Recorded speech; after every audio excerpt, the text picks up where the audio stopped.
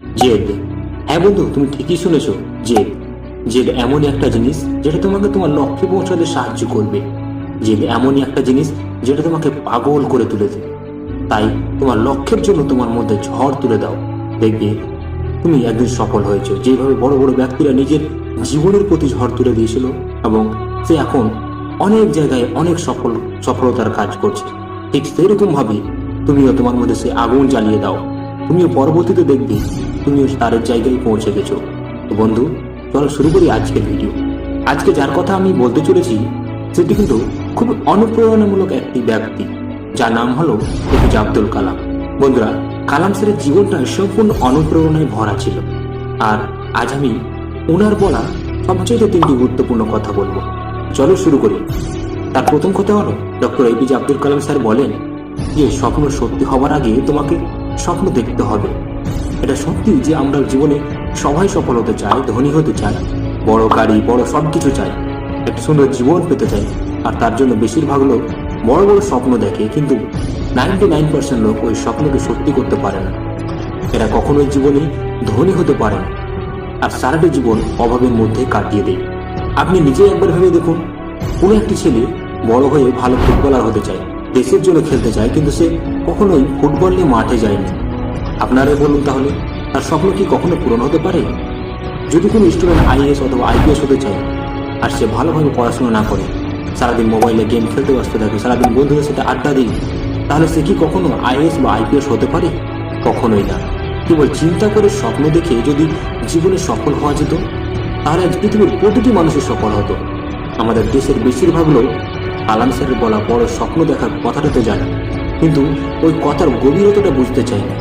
আর যারা সেটা বুঝতে পারে তারা সে স্বপ্ন দেখে, সেই স্বপ্নকে পূরণ করার ক্ষমতাও রাখে। এরা এদের স্বপ্নকে যে কোনো পরিস্থিতিতে পূর্ণ করতে পারে। প্রতিটি মানুষের মধ্যেই কোনো না কোনো ট্যালেন্ট অবশ্যই আছে। প্রতিটি মানুষের মধ্যে একটা ক্ষমতা থাকে। যদি সে তার ট্যালেন্টকে চিনে এবং সে ট্যালেন্টকে পরিশ্রম করতে থাকে, তাহলে সে সফল অবশ্যই হবে। কিন্তু বেশিরভাগ লোক নিজের ট্যালেন্ট, নিজের ক্ষমতাকে 100% ব্যবহার করে না। এরা সাধারণ কোনো কাজেই নিজের জীবনকে কাটিয়ে দেয়। আর হয়তো সেই কারণেই কালাম স্যার আমাদের স্বপ্ন দেখতে বলেছেন, আর সেটাকে পূর্ণ করার কথাও বলেছেন। যে স্বপ্ন সত্যি হওয়ার আগে আপনাকে বড় বড় স্বপ্ন দেখতে হবে। তাই কেবল বড় বড় স্বপ্ন দেখলে হবে না, সেটাকে পূর্ণ করার যোগ্যতা, পূর্ণ করার ক্ষমতাও রাখতে হবে। বন্ধু, আজ থেকে তুমি যে স্বপ্নটা দেখছো সেটাকে পূর্ণ করার একটা কঠিন পর্যায়ে শুরু করে দাও, যেটা তোমাকে ভবিষ্যতে খুব সাহায্য করবে।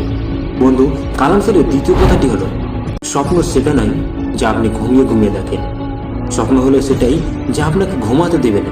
আর কালাম স্যারের এই কথাটা আমরা সবাই জানি ও শুনেছি।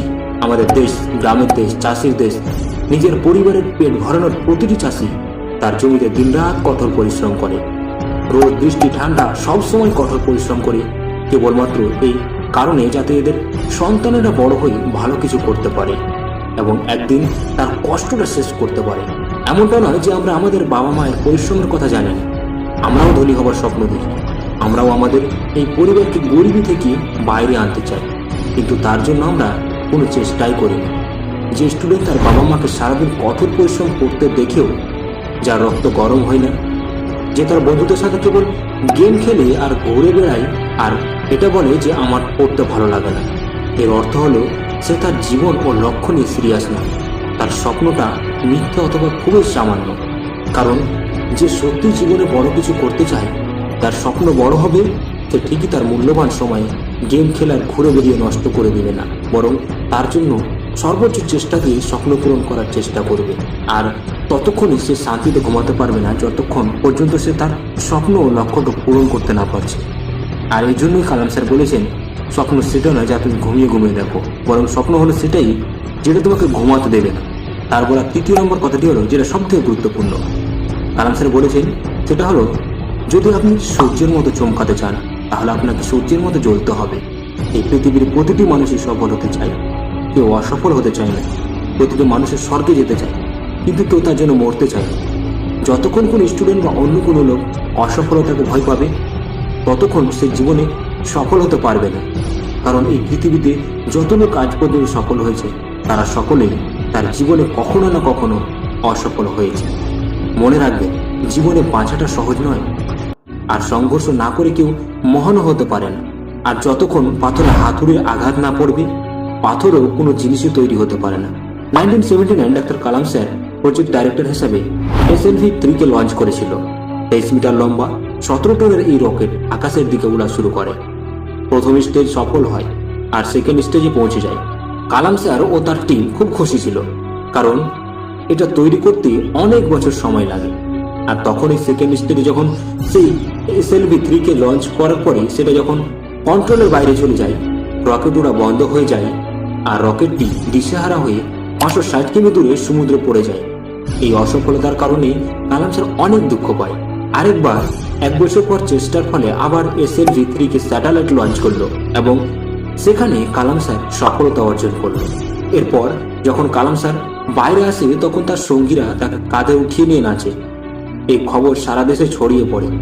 আর খবর শুনে প্রফেসর সতীশ ধাওয়ান কালাম স্যারকে ফোন করে আর তাকে তার কাছে আসতে বলেন, দিল্লিতে আসতে বলেন, কারণ তাকে প্রধানমন্ত্রীর সাথে দেখা করার জন্য। তো বন্ধুরা, যদি আপনিও আপনার জীবনে সফল হতে চাও, আপনার স্বপ্নকে সত্যি করতে চান, কালাম স্যারের মতো নিজের নাম করতে চান, তাহলে আপনাকে পরিশ্রম তো করতেই হবে, কষ্টকে সহ্য করতেই হবে।